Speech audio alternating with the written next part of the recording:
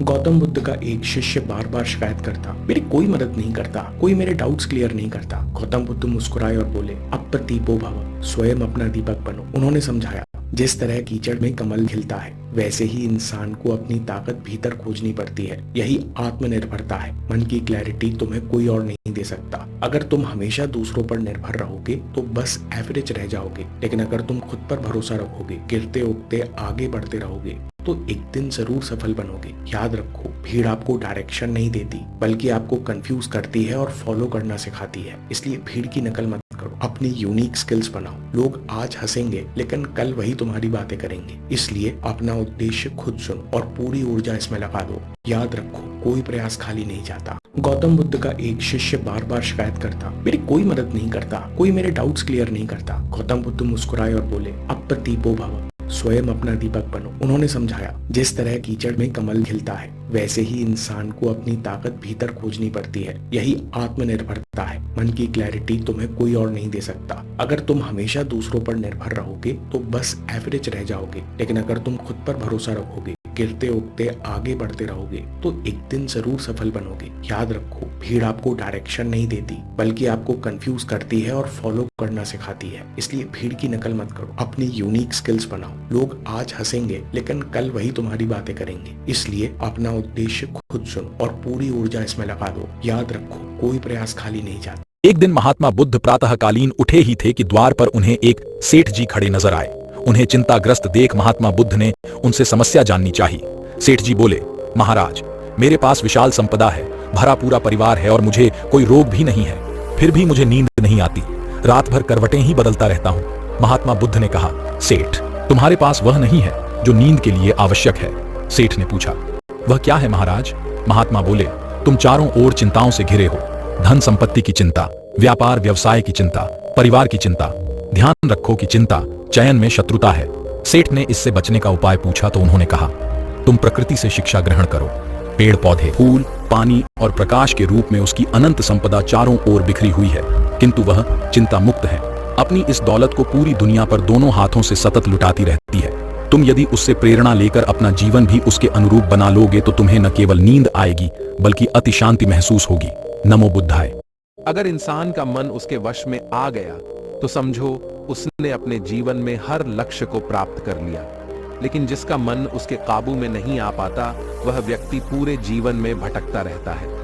गौतम बुद्ध कहते हैं, अगर अपने मन को अपने वश में करना है तो पहली चीज तो आपको अपने मन में बार बार अपने लक्ष्य का चिंतन करना है। जो व्यक्ति अपने लक्ष्य के बारे में अपने मन में सतत चिंतन करता है, ऐसा व्यक्ति आम व्यक्ति के मुकाबले में सबसे कम समय में अपने लक्ष्य को प्राप्त कर लेता है, जिसका सिर्फ एक ही कारण है, वह है उस व्यक्ति का चिंतन। जैसा हम हमारे मन को बताते हैं, उसके अनुसार ही हमारा मन कार्य करता है। अगर इंसान अपने मन में गंदे विचारों का चिंतन करेगा तो उस व्यक्ति के मन में बार बार उसी चीज का विचार आता रहता है। वही व्यक्ति अगर अपने लक्ष्य के बारे में, यानी उसे अपने जीवन में जिस चीज को हासिल करना है, उस चीज का विचार करता है, तो वह इंसान अपने लक्ष्य से जुड़े सही।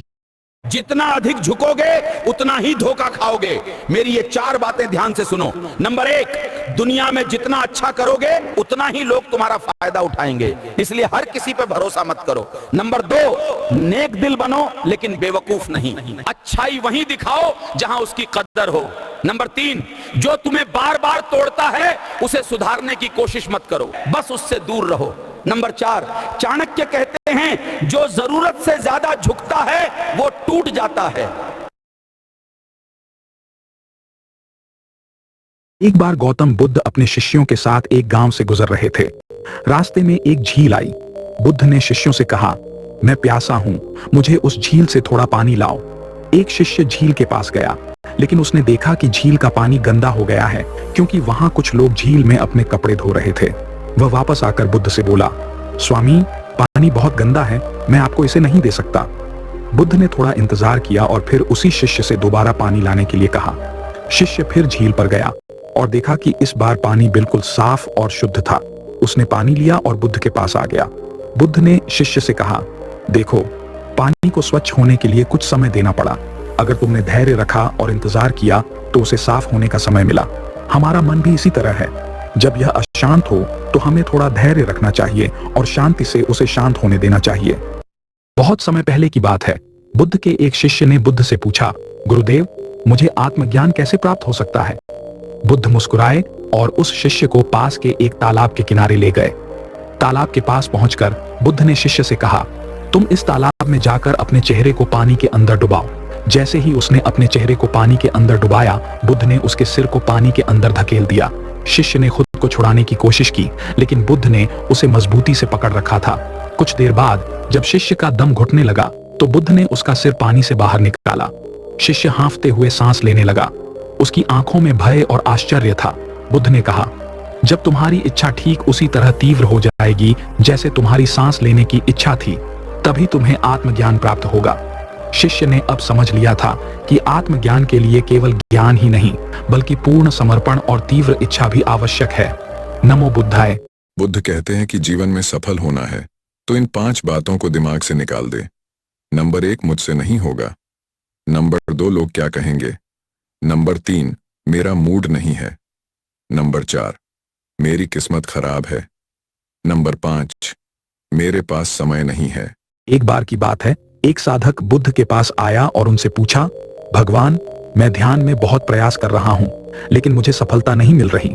कृपया मुझे ध्यान का सबसे सरल मार्ग बताएं। बुद्ध ने मुस्कुराते हुए कहा, तुम्हें एक काम करना है। एक पेड़ के नीचे बैठकर बस अपने श्वास को देखते रहो। कोई भी विचार आए उसे जाने दो। बस अपनी सांसों पर ध्यान केंद्रित करो। साधक ने बुद्ध की बात मानी और पेड़ के नीचे बैठ गया। वह अपने श्वास पर ध्यान देने लगा। कुछ देर के बाद उसके मन में विचारों का तूफान उठने लगा, लेकिन वह बुद्ध की बात याद कर उन विचारों को आने और जाने देता रहा। धीरे धीरे उसका मन शांत होने लगा और वह गहरे ध्यान में चला गया। जब साधक वापस बुद्ध के पास आया तो वह बहुत ही प्रसन्न था। उसने बुद्ध से कहा, भगवान, मुझे ध्यान में सफलता मिल गई। अब मैं समझ गया हूं कि ध्यान का सबसे सरल मार्ग अपने श्वास पर ध्यान केंद्रित करना है। नमो बुद्धाय। सारी दुनिया, जो आदमी लोगों की बसी बसाई गृहस्थियों को उजाड़ रहा है, लोग उसी की जय जयकार कर रहे हैं। मेरे पति को भिक्षु बना दिया। तुम पाखंडी हो। तुम्हारे भिक्षु चमत्कार दिखा के युवाओं को फंसाते हैं और उन्हें भिक्षु बनाते हैं। अरे तुम्हारे जैसे ढोंगी को तो ऐसा दंड मिलना चाहिए। तुम करुणा का पाठ सिखाते हो ना सबको, लेकिन तुम्हें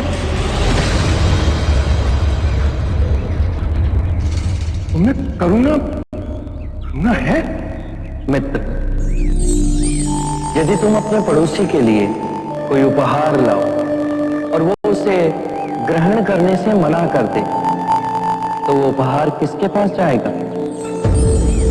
मेरे पास।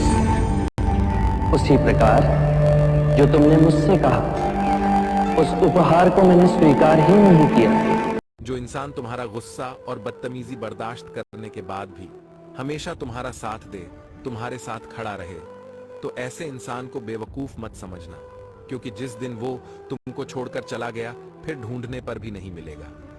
सुनो, क्या आपने कभी महसूस किया है कि लोग आपको तब तक महत्व नहीं देते जब तक आप खुद को महत्व नहीं देते? सच यही है, दुनिया आपको उतनी ही कीमत देती है जितनी कीमत आप खुद को देते हैं। अगर आप हर किसी के लिए हमेशा उपलब्ध रहेंगे, हर बार अपनी गलती मानते रहेंगे, हर रिश्ते को बचाने के लिए खुद को झुकाते रहेंगे, तो लोग आपको आदत समझेंगे, अहमियत नहीं। याद रखिए, जो इंसान खुद की नजरों में छोटा होता है, दुनिया भी उसे छोटा ही समझती है। गौतम बुद्ध ने कहा था, स्वयं पर विजय सबसे बड़ी विजय है। मजबूत बनना मतलब गुस्से में रहना नहीं है। मजबूत बनना मतलब है अपनी भावनाओं को नियंत्रित करना, अपनी सीमाएं तय करना, और जहां सम्मान न मिले वहां चुपचाप दूरी बना लेना। हर किसी को खुश करने की कोशिश छोड़ दीजिए, क्योंकि जो हर समय सबको खुश करना चाहता है, वह अंत में खुद सबसे ज्यादा दुखी होता है। खुद को इतना बेहतर बनाइए कि आपकी मौजूदगी लोगों के लिए सामान्य नहीं, बल्कि सम्मान की बात बन जाए। जब आप अपने समय की कदर करेंगे, लोग आपके समय की कदर करेंगे। जब आप अपने आत्मसम्मान की रक्षा करेंगे, लोग आपको हल्के में लेना बंद कर देंगे। खुद को इतना मजबूत बनाइए कि लोग आपको खोने से डरें। दूसरों को बदलने की कोशिश मत कीजिए, पहले खुद को इतना ऊंचा उठाइए कि आपका स्तर ही बदल जाए। जिस दिन आपने अपनी असली कीमत समझ ली, उस दिन से दुनिया का व्यवहार अपने आप बदल जाएगा। यही असली ताकत है, यही असली आत्मसम्मान है और यही जीवन की सच्ची जीत है। सही समय पर बुद्धि काम नहीं करती तो क्या करे?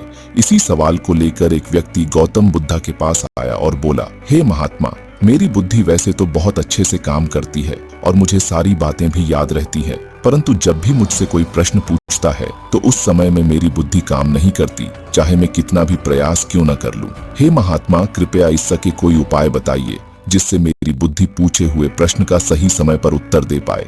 इस पर बुद्धा बोले, ठीक है, तो ध्यान से सुनो। अगर तुम्हें अपनी बुद्धि को पहले से ज्यादा तेज करना है तो इसका ये एक उपाय है कि तुम जब भी रात को सोने के लिए जाओ, तब तुम सोने से पहले अपने दिन भर कौन से कार्य किए, कितने लोगों से मिले, उनसे क्या बातें की, इन सभी चीजों को तुम्हें अगले 30 दिनों के लिए रोज रात को याद करके सोना होगा। और जब तुम्हारी बुद्धि रोज किए। गौतम बुद्ध कहते हैं, दुनिया नहीं जानती कि हम सभी का अंत यहीं पर होना है, लेकिन जो लोग इस सत्य को जानते हैं उनके सारे झगड़े एक ही बार में खत्म हो जाते हैं। नमो बुद्धाय। एक दिन भगवान बुद्ध अपने शिष्यों के साथ बैठे थे। तभी एक शिष्य ने हाथ जोड़कर पूछा, भगवान, जीवन में कब और कहां हमें चुप रहना चाहिए? भगवान बुद्ध मुस्कुराए और बोले, हे भिक्षु, चुप रहना भी एक कला है। हर जगह बोलना बुद्धिमानी नहीं होती। जहां शब्द अनर्थ कर सकते हैं, वहां मौन ही सबसे बड़ा रक्षक है। मैं तुम्हें बताता हूं किन अवसरों पर मौन रहना चाहिए। पहला, जब क्रोध आए, जब मन क्रोध से भर जाए, वाणी कड़वी होने लगे, उस समय कुछ न बोलो, क्योंकि गुस्से में निकला हर शब्द तीर बनकर दिल को घायल कर देता है। बुद्ध कहते हैं, क्रोध के समय मौन रहो, वही सबसे बड़ी जीत है। दूसरा, अज्ञानी के सामने, जहां सामने वाला तर्क सुनने को तैयार न हो, जहां बुद्धि के बदले अहंकार बोलता हो, वहां चुप रहना ही अच्छा है। बुद्ध बोले, मूर्ख से वाद विवाद करना अंधे को रंग समझाने जैसा है। तीसरा, अपमान के समय जब कोई अपशब्द कहे या तिरस्कार करे, तब मौन रहना चाहिए, क्योंकि सामने वाला अपने कर्म का फल पाएगा। बुद्ध ने कहा, जो अपमान सहकर भी शांत रहे, वो सच्चा वीर है। चौथा, किसी का भेद न खोलने के लिए जहां कोई गुप्त बात बताई जाए या किसी की निजता हो, वहां वाणी को रोकना ही सच्ची मित्रता है। बुद्ध कहते हैं, जिसे मौन रखना आता है वही विश्वास का पात्र है। पांचवां, अनजाने विषय पर जिस बात का ज्ञान न हो उस पर बोलना मूर्खता है। बुद्ध बोले, जहां ज्ञान न हो वहां मौन रहो, वही सच्चा ज्ञान है। छठा, विवाद की स्थिति में जहां बात बात पर झगड़ा बढ़ने लगे, जहां वाद विवाद का कोई अंत न हो, वहां चुप रहना ही सबसे समझदारी है। बुद्ध कहते हैं, जहां शब्द शांति छीन ले, वहां मौन सुख देता है। अंत में भगवान बुद्ध बोले, हे भिक्षुओं, वाणी बड़ी ताकत है, इसका उपयोग सोच समझकर करना चाहिए। मौन वह ढाल है जो जीवन को अनर्थ से बचाता है। जहां जहां वाणी दुख दे सकती है, वहां वहां मौन ही सबसे बड़ा धर्म है। सभी शिष्य इस उपदेश को सुनकर गदगद हो उठे और प्रण किया कि जीवन में उचित स्थान पर मौन धारण करेंगे। बुद्धम शरणम गच्छामि। एक बार एक व्यक्ति गौतम बुद्ध के पास गया और पूछा कि मन को नियंत्रित करने का पहला चरण क्या है? बुद्ध कहते हैं, अपने मन को समझने का पहला चरण है इसके द्वारा दिए गए लालच की व्यर्थता को देखना, क्योंकि जब मन अशांत होता है तो कई तरह के लालच देता है। जिसने मन द्वारा दिए इन लालचों को पहचान लिया, उसने मन को समझ लिया। फिर व्यक्ति बुद्ध से पूछता है, लेकिन हमें यह कैसे पता चलेगा हमारा मन हमें लालच दे रहा है और वह लालच व्यर्थ है? इसका जवाब देते हुए बुद्ध कहते हैं, अनुभव से। मनुष्य मन के लालच से जिस कार्य को अतिपूर्वक करता है उसमें उसे हानि ही होती है, और हानि के बाद ही उसे अनुभव भी होता है। जैसे जिसने वास्तव में यह देख लिया कि नशा करना केवल दुख है, वह नशा मुक्त होना शुरू कर देगा। जिसने जान लिया कि ईर्ष्या से खुद का नाश होता है, वह ईर्ष्या से मुक्त हो जाएगा। मन को समझने का यही पहला चरण है। नमो बुद्ध। गौतम बुद्ध का एक शिष्य बार बार शिकायत करता, मेरी कोई मदद नहीं करता, कोई मेरे डाउट्स क्लियर नहीं करता। गौतम बुद्ध मुस्कुराए और बोले, अप्रतीपो भव, स्वयं अपना दीपक बनो। उन्होंने समझाया, जिस तरह कीचड़ में कमल खिलता है, वैसे ही इंसान को अपनी ताकत भीतर खोजनी पड़ती है। यही आत्मनिर्भरता है। मन की क्लैरिटी तुम्हें कोई और नहीं दे सकता। अगर तुम हमेशा दूसरों पर निर्भर रहोगे तो बस एवरेज रह जाओगे, लेकिन अगर तुम खुद पर भरोसा रखोगे, गिरते उठते आगे बढ़ते रहोगे, तो एक दिन जरूर सफल बनोगे। याद रखो, भीड़ आपको डायरेक्शन नहीं देती, बल्कि आपको कंफ्यूज करती है और फॉलो करना सिखाती है। इसलिए भीड़ की नकल मत करो, अपनी यूनिक स्किल्स बनाओ। लोग आज हंसेंगे, लेकिन कल वही तुम्हारी बातें करेंगे। इसलिए अपना उद्देश्य खुद चुनो और पूरी ऊर्जा इसमें लगा दो। याद रखो, कोई प्रयास खाली नहीं जाता। किसी भी बात पर सहजता से विश्वास मत करना, चाहे वो मेरे ही कहे हुए वचन ही क्यों ना हो, जब तक वो तुम्हारे विवेक और तुम्हारी व्यवहारिक बुद्धि से मेल ना खाएं। एक समय की बात है, बुद्ध के पास एक युवा भिक्षु आया जो बहुत ही बेचैन और परेशान था। वह बार बार अपने साथियों के साथ झगड़ता था और हमेशा दूसरों की कमियों पर ध्यान देता था। उसने बुद्ध से कहा, भगवान, मैं बहुत परेशान हूँ। मैं अकेले रहने से डरता हूँ, लेकिन जब भी मैं दूसरों के साथ होता हूँ तो झगड़े और विवाद बढ़ जाते हैं। मैं क्या करूँ?